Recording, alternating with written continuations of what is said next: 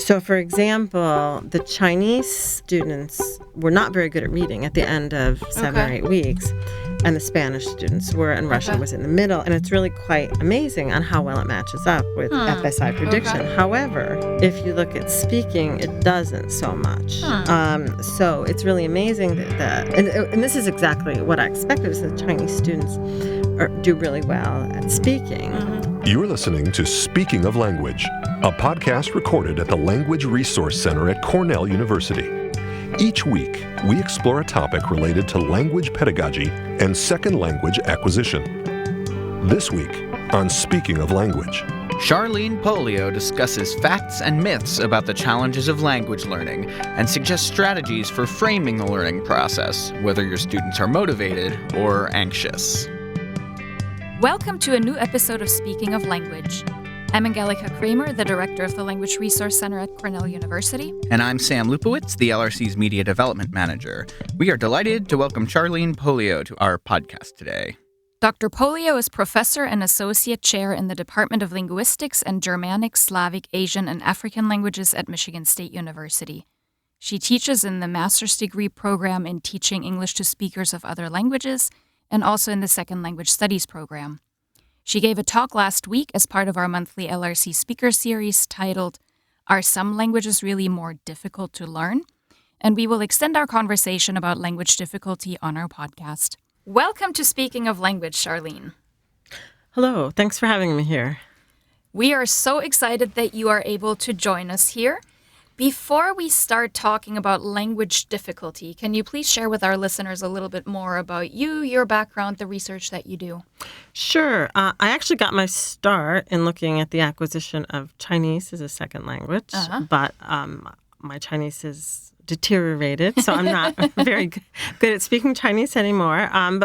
So right now my main area of interest is actually second language writing and looking at writing from a perspective of somebody who studies second language acquisition as opposed to composition. So sort of looking at the interface between second language acquisition and writing. The topic that we're going to be talking about today, it's actually a little bit of a sideline for me. Yeah. It's something I've been interested in for years, and so I'm really happy to be doing some research in this area and to be able to talk about it and to hope to dispel some of the myths about language difficulty at the same time. Yeah. So what are some of those myths? So is there a difference in difficulty in languages? Well, there's not a short answer to that question. Well, I guess I would say the short answer is that different languages have different things that are difficult. Okay. So part of the problem too, it depends how you define difficulty.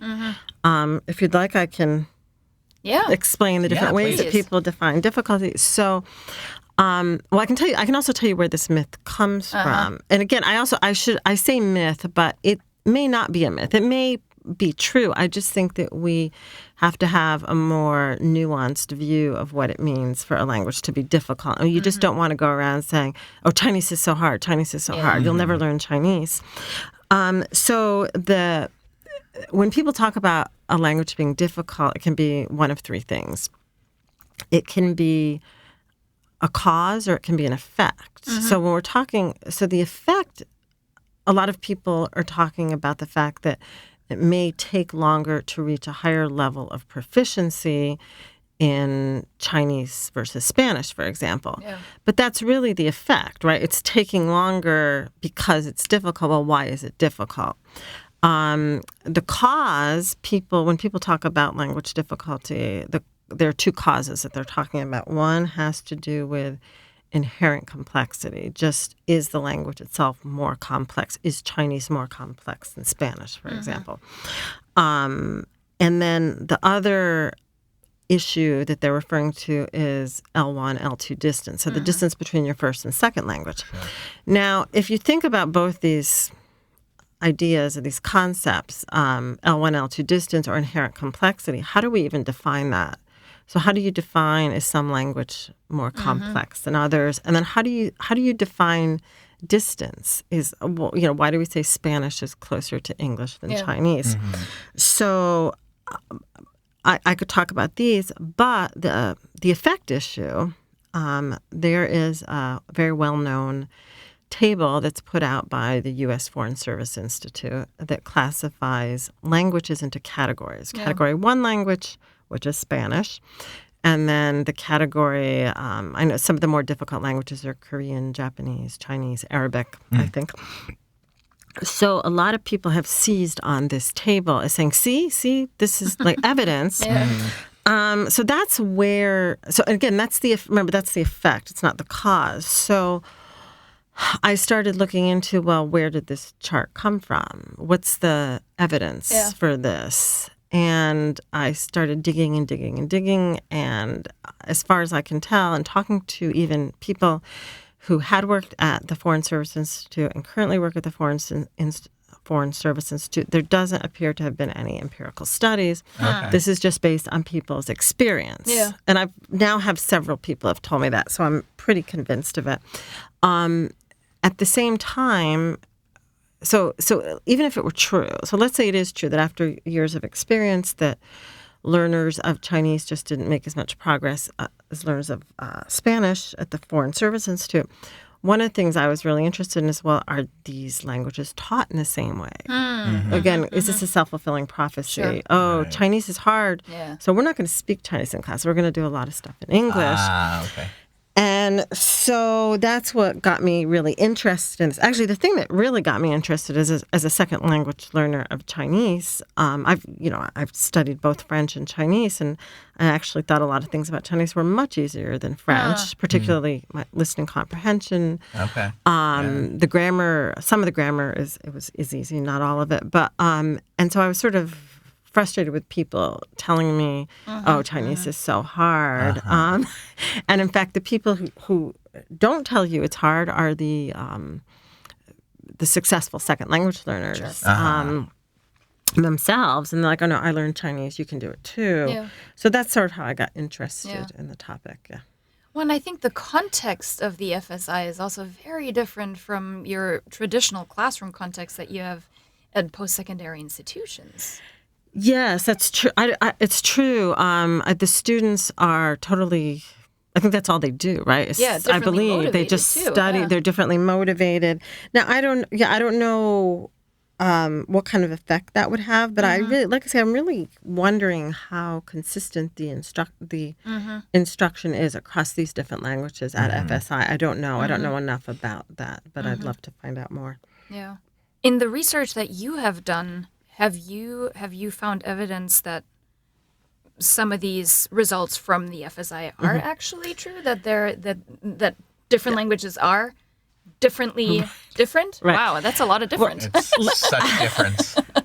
Let me start out saying, in the work I've been drawing on some previous work in second language acquisition, and people in second language acquisition don't approach this from a whole language perspective. They don't say, "Oh, let's just say is Spanish hard." What they'll do more is certain features of the language hard or difficult, and we do know for a fact that there are certain things that are hard.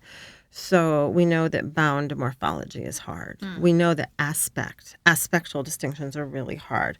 We know that different writing systems can slow down progress. Yeah. So this stuff there. So if you look at these factors, there is some evidence that perhaps the FSI, the Foreign Service Institute chart, there's some fact behind it. The research that I've been doing with my collaborator at Georgetown NACFL, Meg Malone, we did I want to say exploratory small-scale study to see if there was differential progress across languages. Now, keep in mind, you can imagine how difficult this research is to do because we can't get a sample of 200 people, randomly divide them, and say, okay, now you're going to study this language for 8 weeks. There's so many difficulties. So we did a study at what we call a domestic immersion program, summer program in the U.S. Okay. And we chose this program because they have a language pledge. And so the students are expected to speak only the target language. Or for beginners, it's actually a little bit of a modified pledge. But all their extracurricular activities are in the target language. So after a few weeks, they're expected to only use the target language, only watch videos in the target language. Now, of course, especially with social media today, we don't know if they're actually doing this. But we chose this program because we felt like, well, we can't control the method of teaching. So remember I said, at the FSI, was the method of instruction the same across different languages? And we weren't sure that was going to be the case at this program either. But we felt like, well, we could at least sort of control the amount of input they're getting. That was one. Now, of course, the other problem is we wanted true beginners. And it's actually really hard to find true beginners, especially with Spanish. If you think about it, I've never studied Spanish myself, but living in the United States, and I read research, read research on second language acquisition of Spanish. I know a lot of Spanish. In fact, I'm sort of amazed at how much Spanish I know, even though I've never studied it. So there are problems, right? It could be that the students in the so-called harder languages are more motivated. Maybe they're better language learners. But we did our best. And what we found was, and again, you have to take this with a little bit of a grain of salt, because we couldn't do statistics, inferential statistics with small sample sizes. But what we found is that with regard to reading, it matched up perfectly with what you would predict based on the FSI chart. Okay. So, for example, the Chinese students were not very good at reading at the end of 7 or 8 weeks, and the Spanish students were, and Russian was in the middle. And if you look, we actually have a visual presentation of these results, and it's really quite amazing on how well it matches up with FSI prediction. However, if you look at speaking, it doesn't so much. So it's really amazing that and this is exactly what I expected, is that Chinese students do really well at speaking. Now, there are a couple of things. Listening was sort of surprising. Listening was a little bit all over the place. So we tested them on reading, listening, and speaking. Listening, I was really surprised that the Chinese students were not doing as well as I had expected, especially given, as a second language learner of Chinese myself, I actually thought listening was, my listening comprehension in Chinese was not so bad. But they didn't do very well, and we don't know why. The Russian students did better than the Chinese. And what was really interesting is that the Russian instructors actually used some English in the classroom to explain, which really sort of surprised us, but to explain some of the more difficult grammar points, whereas the Chinese instructors, I observed 4 Chinese beginning classes and not once used like a word of English. Yeah. In fact, I was quite amazed at how well the Chinese instructors explain these very complex aspectual distinctions, only using pictures and so they were really quite amazing. The only difference we could see between the Chinese and the Russian classes were the Chinese teachers weren't using any outside materials, and the Russian teachers brought in some YouTube videos. Now, I don't know if that was making a difference. I know the Russian, they had a lot of extracurricular activities in Russian. Everything was kept in Russian outside of the classroom. So we don't know why. So that was sort of interesting. Yeah. So again, now the other possibility, as I said, the Chinese students were pretty good at speaking after 7 or 8 weeks. What I expect would happen, though, if you continued the study for 2 years, I think my guess is, though, the Chinese students might fall behind because of the lack of input you can get from reading. So if you think about Chinese reading is really hard. And the other thing I have to say about Chinese reading is it's hard for native speakers too. I mean, Chinese native speakers of Chinese, they have to learn to write. It's arduous. I mean, and so I think what happens is, like I said, I can't even read a bunch of Spanish. You've got the cognates and so on. So I think, when you're trying to learn Chinese, you can't say, I think I'm going to sit down and read a newspaper article even after a year of study, it's hard to read. And so you can't get extra vocabulary. You can't get input that way. Yeah. So that could slow them down. And then that could in turn affect their speaking. I don't think at the lower level it did so much, but I think it could. Is any of this research already out and published? No. Okay. Not yet. No, we're hoping to Okay. get it written up. And Got it. Yeah, because I'm sure a lot of our listeners are eager to read up on more of the details here. I also wonder if when we look at what happened at the Foreign Service Institute and at the program that you did your research at, how different the ultimate goal for the instruction was, if that makes a difference. yeah, I don't know. I think we did collect some survey data from the students that we studied, but again, with such a small sample size, Sure. we didn't even really look at that. Yeah. So I don't know. I think my impression of these students that we worked with, they were highly motivated. Highly motivated. I'm sure the FSI students are too. Equally. So, Yeah, that's true. That is true.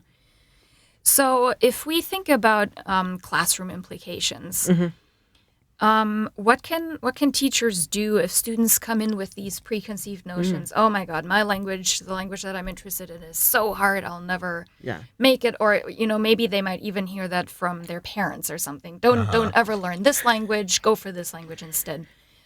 What can teachers do to kind of dispel that and to convince students to take their language? Well, first of all, I think some of the teachers of some of the so-called harder languages, I think a lot of this is coming from them to begin with. Yeah. I have heard anecdotally from student advisors that sometimes students are told, "Oh, take this language; it's easier." So this is where this could be coming from in terms of advice for instructors. Yeah.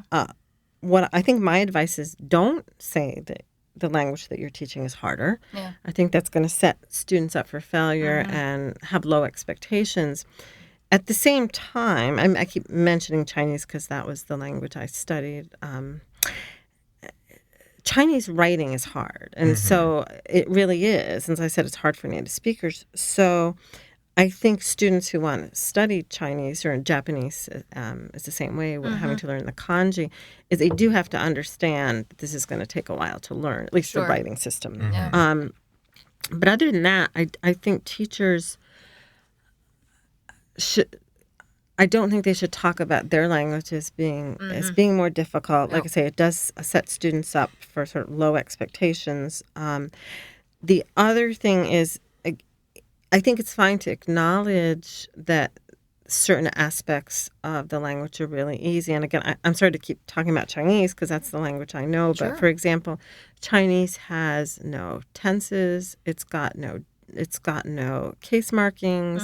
It's got no inflection. What's hard is the aspect, talking about these aspectual particles that are very difficult to master. So again, it's okay to let's jump into Chinese.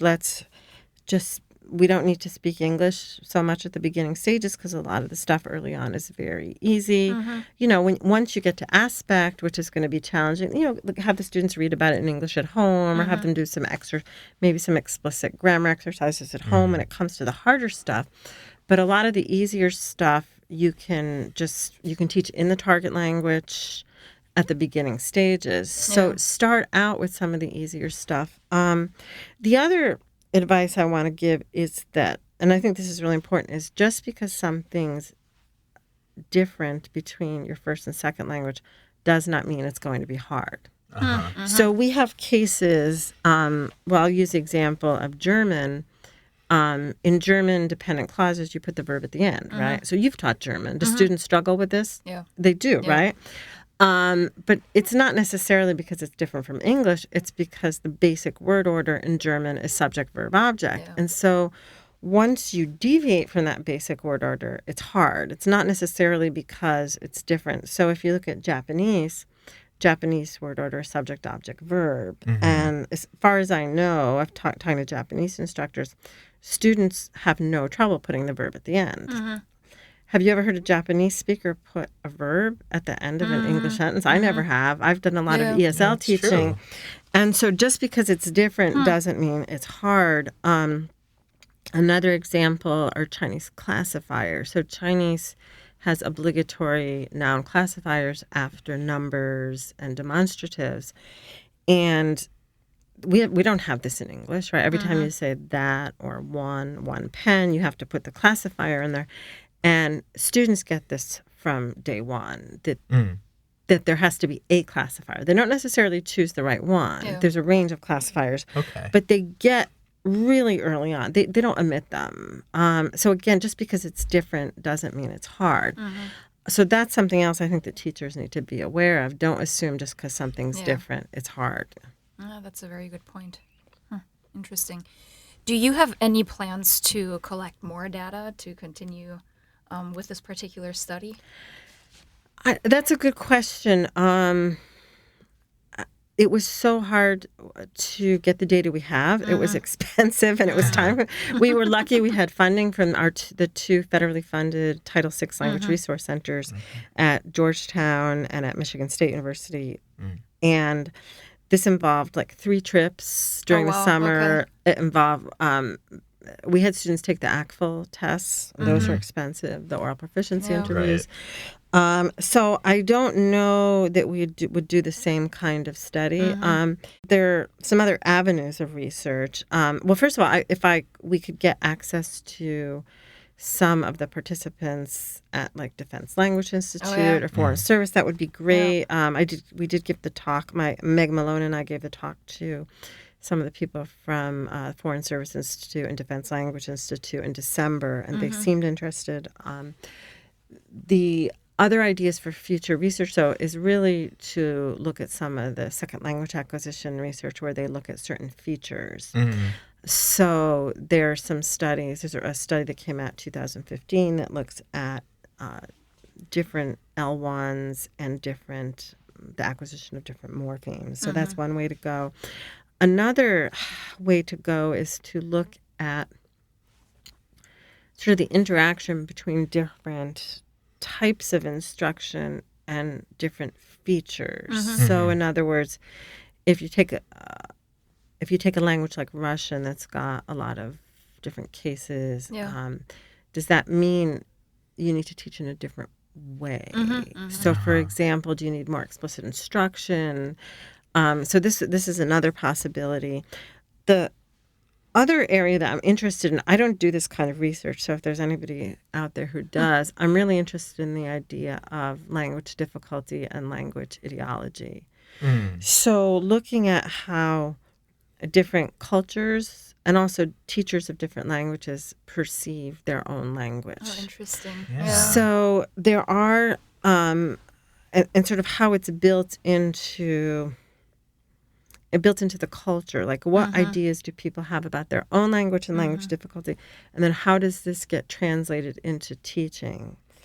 I don't know of much research out there on this. There might be some people. I think people of native speakers of the so-called difficult languages almost take offense when I say to them, well, we don't really know that language is more difficult. They actually get rather upset. It's a point of pride almost. Yes. Very funny. And there's a really interesting piece in the New York Times. They have a column called Room for Debate. And I don't know why, they had something about simplified Chinese characters. After 1949, that China started using this system of simplified characters, but in Taiwan they don't. And so there's a debate about this. The more we have to stick with the more complex structures. This is part of our culture.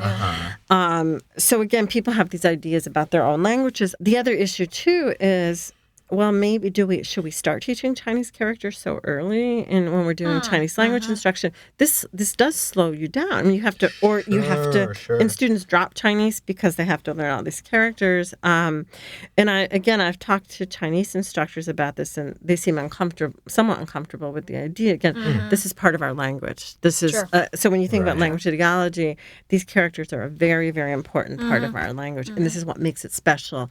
And this is what makes it so complex at the same time. Right. Which is interesting because I know there are other languages I know, like our Yoruba teacher, he puts a very big emphasis on speaking first and the reading comes later. But it's a very different emphasis on when and what you're learning in that sense. Well, but then also you have Arabic, which is really interesting case. I'm not an expert on Arabic, but when you learn to speak, you speak most people speak a certain dialect. No, people don't speak modern standard Arabic as their native language. So then you almost have to learn two languages, right? Like if you're going to Egypt, you have to learn Egyptian Arabic and the writing system. So that's going to make it more complex. Chinese is the same way almost, right? Because you've got the oral language and then you've got to learn these characters.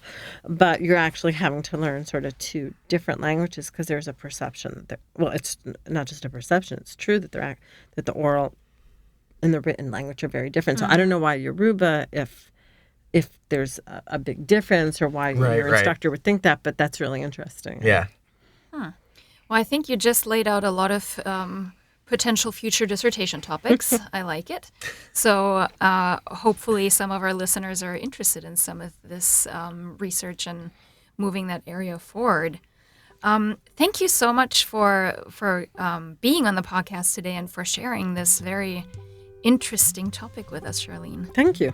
All right. Well, next week we will speak with two of our undergraduate students about the importance of language learning. Hezekiah Thompson and Justin Kang will join us to talk about their experience as language learners and their plans for using language after graduation. Until then, Auf Wiederhören. The Language Resource Center is located on the ground floor of Stimson Hall on Cornell's main campus in Ithaca, New York. Check us out on the web at lrc.cornell.edu or look for Cornell LRC on Facebook and Twitter. Speaking of Language is produced by Angelica Kramer and Sam Lupowitz. recorded by Sam Lupowitz. Original music by Sam Lupowitz, Dan Gable, and Joe Gibson. Thanks also to the College of Arts and Sciences at Cornell University. As a reminder, the ideas and opinions expressed on this podcast do not reflect those of the College of Arts and Sciences or any other official entity of Cornell University. We thank our listeners, and do stay tuned for our next episode.